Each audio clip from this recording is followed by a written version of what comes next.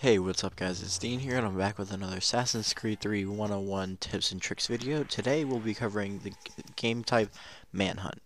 Okay, so in the background here I have just some clips of Manhunt and I'm going to be going through offensive and defensive characteristics. So just generally speaking now, you're just going to want to stay in the groups with your teammates and use your abilities wisely because you only have about 4 or 5 minutes tops to use them with the cooldowns and all.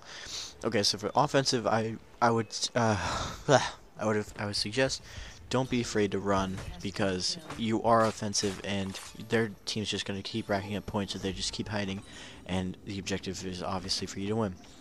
I would definitely recommend using characters showing abilities such as like firecrackers or money bombs, which makes NPCs or non-player characters show up, and then you can kill them and get points. You're definitely going to use rooftops to your advantage, and it's obviously not smart if you're going to use rooftops on defense because it just obviously points you out. And then definitely use your ranged weapons like knives when they're running away. You can easily just stun them or kill them with something like a gun or a poison dart, and you obviously have that down. Okay, and you're also going to want to be careful while you're around your target, because if they do know you're there and they can touch your kill, it's considered an honorable kill, and then you get less points, which is less things for your team. And another point about rooftops is right here, you're going to want to use aerial assaults because it's pretty much impossible for them to contest that unless they're like looking up and waiting for you.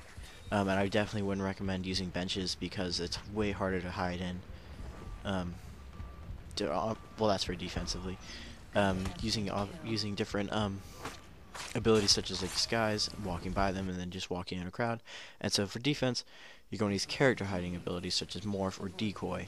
And what I like to do is get into a crowd and then morph everybody in the crowd, and then as I see or hear whispers of my pursuer, I just send a decoy out, and then usually like 9 times out of 10 they go after the decoy. And right here you can see me and my teammates are definitely using all of those strategies well, getting a ton of points hiding all together and using all of our abilities such as like a tripwire bomb, and see, just waiting for the first guy, and then it just it it, it becomes bad.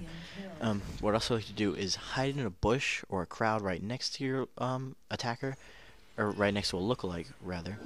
Um, and that way they usually go for the lookalike because their radar saying that you're there, and then you can just get them off that. And right here, I'm trolling my pursuer. Luckily, he didn't have knives or anything. Um, but yeah, I was just running around and just messing with him. And every time he tried to chase me, I just go the other way. Definitely use lookalikes to your advantage. If you see like 2 or 3 of them already in a crowd, don't even bother to use your ability because you're going to want to use them wisely. And the cooldown times are pretty intense. And you're also going to use, like here, you're going to want to use you're going to want to use objects to distance yourself away from your pursuer so they can't use something like knives or stuff. And right here is a nice little bonus clip of a stun orgy between me and my teammates. And this was not even orchestrated. My teammates were, and this was midnight release, so I'm guessing everybody was not too keen on how to respawn. So we went to town and just started stunning everybody. But yeah, this is also my teammates and I using each other in a better way to get more points, and we're still hidden, so we're constantly getting points, and all these stuns go directly to go directly to our points, and you can see where we're up by like 10,000 points. So I mean, it just turns into a massacre. So you're definitely, like, the main key points I would definitely point out is using your abilities wisely, and just stay in groups with your teams. And right here you can see how the knives are effective.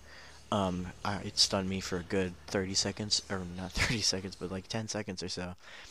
And this is basically what you're not going to want to do.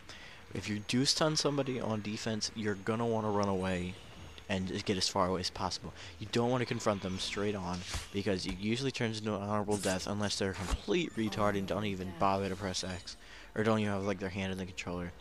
And you're just giving them points, but you're only gaining 100, so it's not worth it.